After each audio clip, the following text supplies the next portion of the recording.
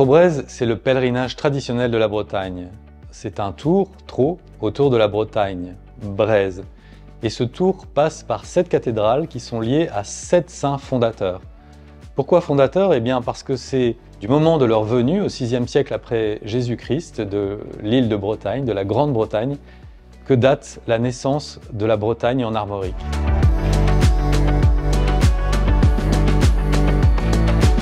À la différence de grands pèlerinages, d'autres grands pèlerinages comme Saint-Jacques de Compostelle qui traverse divers pays et qui va vers un sanctuaire en particulier, le Trobrez est donc circulaire et il est lié à un terroir en particulier.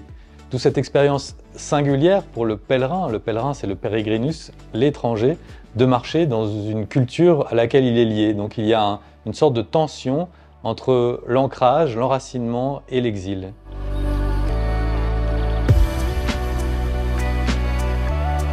Faire le Trobrez, ça implique d'avoir un chez-soi en Bretagne, d'en partir et d'y revenir. Pour ma part, j'en suis parti pour ne plus y revenir puisque mon Trobrez a coïncidé avec l'adieu à une maison d'enfance sur une petite île dans la baie de Morlaix. J'ai donc rendu les clés au début de mon Trobrez, de cette maison, et je suis parti avec un sentiment à la fois d'exil mais aussi d'intense liberté qui m'a permis de boucler un cycle de vie comme je le raconte dans ce récit.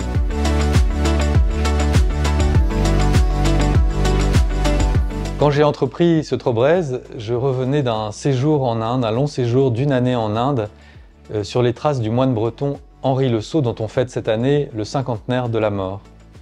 Aussi, ce récit est parsemé de réminiscences de ces voyages en Inde qui sont comme un écho à ce voyage, à ce pèlerinage circulaire en Bretagne qui fut pour moi un pèlerinage aux sources, mais aux sources bretonnes.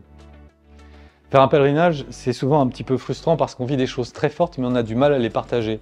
Les personnes n'osent pas, à l'étape, vous demander ce que vous avez vécu ou de façon très brève, et vous, par pudeur, vous n'osez pas non plus en parler.